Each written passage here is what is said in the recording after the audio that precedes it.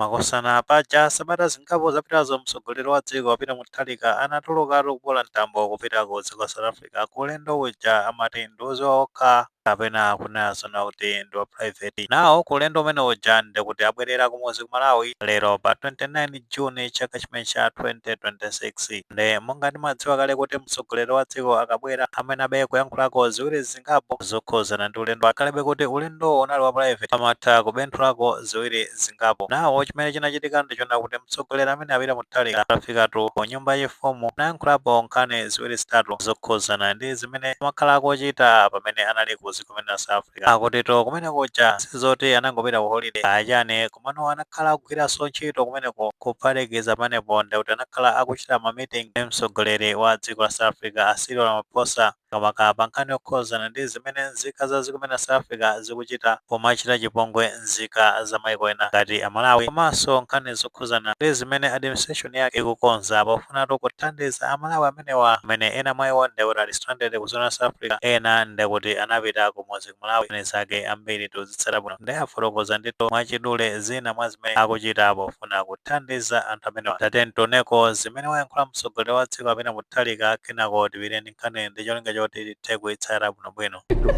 Welcome back, Your Excellency. Thank you. Yes. Thank you.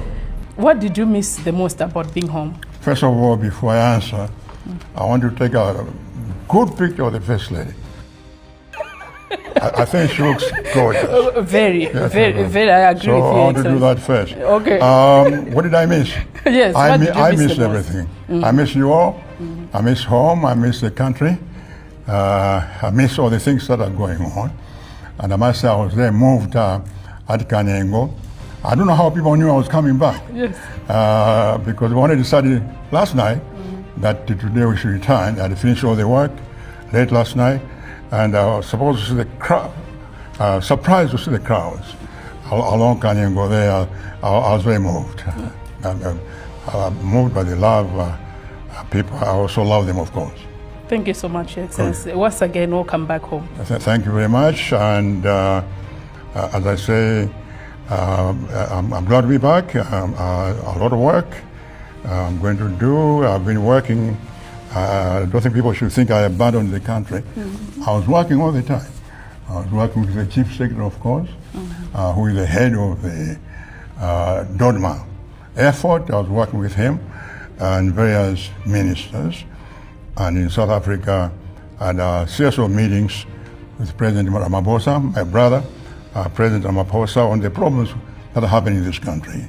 And that we work together because tomorrow 30th, the deadline is not the end. There are so many Malawians there. Some have lived there, some have businesses, some are married there, some have houses. They'll be there for a long time. So this is a complicated problem. And we agree that after tomorrow, we'll continue to work together to see how we resolve this problem. And I'm sure we will. And we'll try to settle our people here. I want to assure the people who have come back that each one of them will take care of them and will integrate them into the community. And we want to welcome them back home. And they should feel at home again, although some have been there for a long time. But I want to welcome back home. I think that's what I can say at the moment. I'm quite ready. I'm on my way to the office right here. Oh. I'm not going upstairs. Oh, no time to rest. No, not at all. I'll be in the office until 12 o'clock, only Yes. 1 o'clock, as I always do. Yes. So I'm glad to come back and great to see you again. Great to see you all.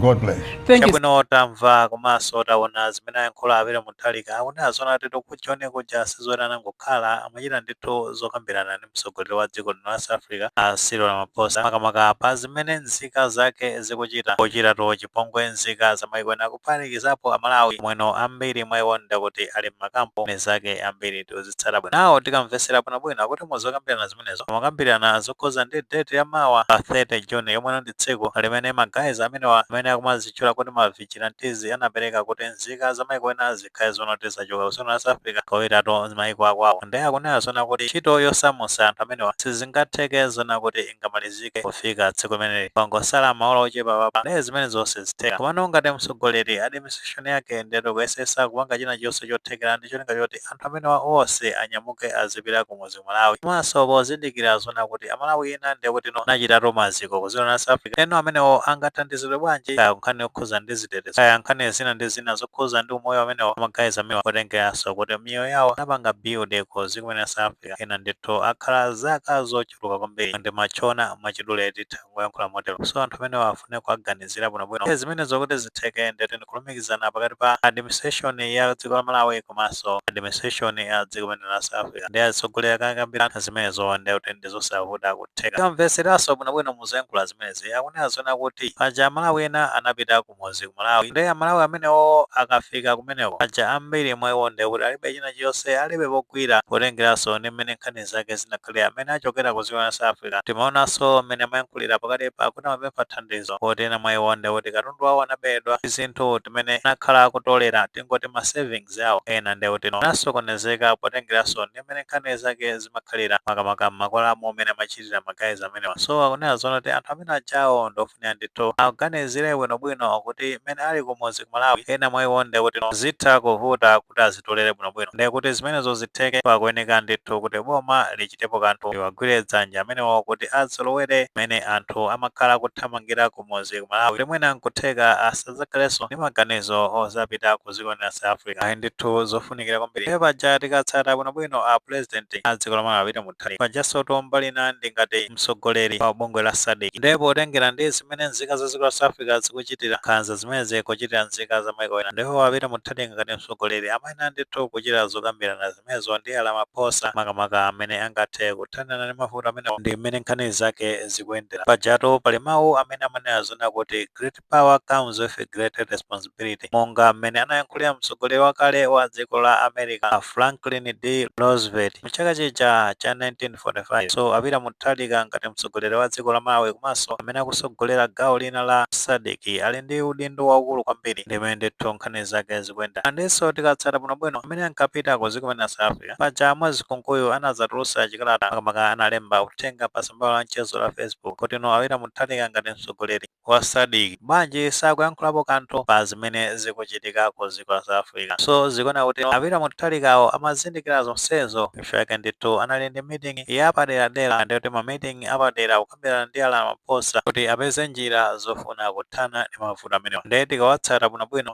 akufotokozanso kunena zona kuti akupitatu kukagwira ntchito ndipo ntchito imeneyo azikhala akumaliza mochedwa kama 12 kama 1 am zimene zikutanthauza zona kuti amakhala akutipula kwambiri anthu omwena timangoona kuti amtsogoleri wa dziko akupindikira bwanji sakuoneka pa ground mano potenga ndi narrative imeneyo ndi chisimikizo kunena zona kuti ndi routine amakhala akugwira ntchito maolatu ochuluka kwambiri ofuna kuthana ndi mavuto amene nzika za dziko la Malawi zikumana. Ndi tikuzakale kuti kuli ma challenges ambiri ofuna ndithu boma litathana nawo ma challenges amenewo ndi ngati mtsogoleri sakuyeneka makhala watulo. Hayi mmene nkhani zake ndi mmene zikuyendera makamaka zokhuzana ndi kubwerera kwa mtsogoleri wa dziko la Malawi apita muthalika kuchokatu kulendo umene anapita ku dziko la South Africa. Nkuthekatu makosana muli ndi maganizo pa nkhani imeneyi mawaka pamene tikufotokoza kunena zoti mtsogoleri wa dziko apita muthalika wasindika kunena zona kuti aonesesa zona kuti Malawi onse amene ali ku dziko la South Africa omwe akhuzidwa ndi nkhani yokhuza ndi xenophobia anthu amenewo abwerera kupita kumudzi Malawi kuphatikiza pamene tonse ndi kuti awathandiza ku nkhani yokhuza ndi zochita pamenetu ali kumudzi Malawi. Ngati maganizo amenewo alipo titha kufotokoza comment section koma tikamapereka tikumbukirenso kulemekeza maganizo anzathu.